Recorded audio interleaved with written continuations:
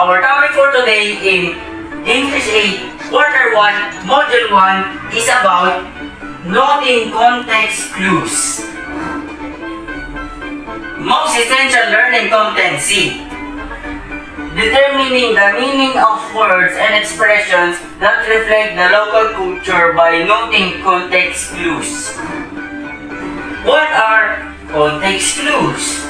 Context clues are words that appear in sentences to help understand the meaning of difficult words, and hints found within a sentence, paragraph, or passage that a reader can use to understand the meanings of new or unfamiliar words. Which word has the same meaning with the underlined word? Sunlight can shine through opaque objects like brick walls and wooden doors. Options: letter A, thin. Letter B, clear. Letter C, transparent. Letter D, thick. Opaque is an adjective. For us to know what is opaque, we need to know what is the context clues. The context clues are the brick walls and the wooden doors. What do you think is the answer here? If your answer is letter D, thick, yes, you are correct. The answer is thick. Different types of context clues. Number 1, definition. What is definition? Definition is the unfamiliar word is defined as in a sentence. Example of definition is here. A treasure hunter is a person who searches for treasures from sunken ships and ancient tombs to obtain value, relics, and artifacts. Definition of treasure hunter: a person who searches for treasures. Number 2, synonym. What is synonym? Synonym is a familiar word is placed in the same sentence to know the meaning of the unfamiliar word. Example of synonym: it's common for Filipinos to feel compassion or pity for the suffering of their fellow men. Synonym of compassion, pity. Number 3, antonym. What is antonym? Antonym is an opposite word is placed in the same sentence. Example of antonym: among the siblings of thin body structure, Sable is the only one who is portly. Antonym of portly is thin. Number 4, comparison. What is comparison? Comparison is a similar word with the same meaning of unfamiliar word displaced with an object to be compared. Example of comparison is the stench of the garbage was like the smell of rotten fish. The comparison of stench is rotten fish. Number 5, example. What is example? Example is a sample are provided in this sentence to understand the meaning of the unfamiliar word. The example of example is: in ancient times, some of our forefathers believed in amulets such as pearl of the crocodile, pearl of the axe, bullet necklace, and bag of herbs to protect them from harm. Example of amulets are pearl of the crocodile, pearl of the axe, bullet necklace, and bag of herbs.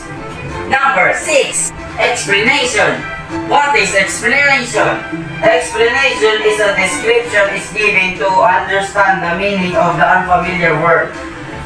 Example of explanation: Matthew had few interactions of the house rules that he should have done as part of his responsibilities. Explanation of infraction is house rules that he should have done. Number 7, cause effect. What is cause effect? Cause effect is the meaning of the difficult word depends on the cause effect relationship of other words as expressed in the sentence. Example of cause effect is: since only a few follow the wearing of the mask, it was made mandatory by the government.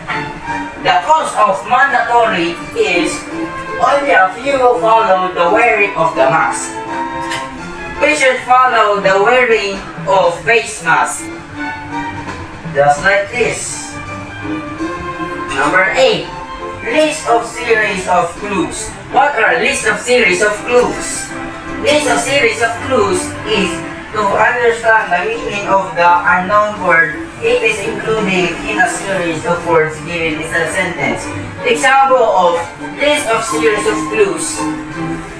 After the program, the rubbish left were souvenir programs, flyers, leaflets, plastic bottles, and food wrappings.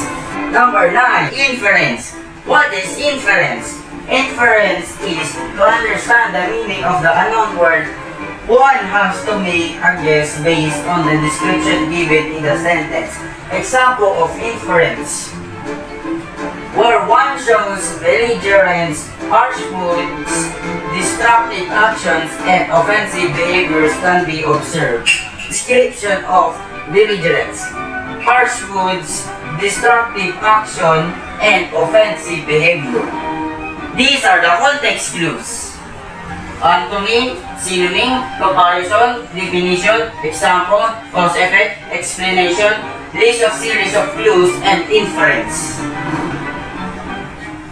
Learning the meaning of a word through its use in a sentence or paragraph is the most practical way to build vocabulary, since a dictionary is not always available when a reader encounters an unknown word. We must be aware that many words have several possible meanings, and only by being sensitive to the circumstances in which a word is used can the reader decide on an appropriate definition to fit the context. We have a question here. Question number 1. When can we rely on context clues?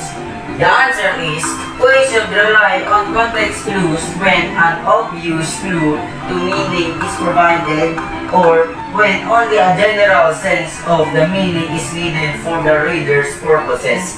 Question number 2. When can we rely on context clues?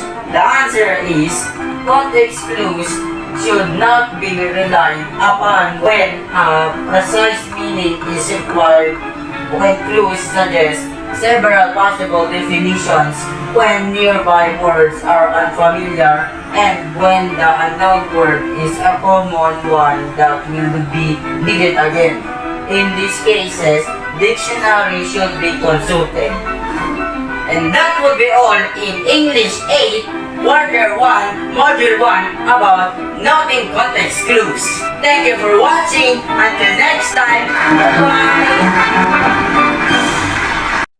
Click here to watch my recent video and click here to watch my previous video and also subscribe.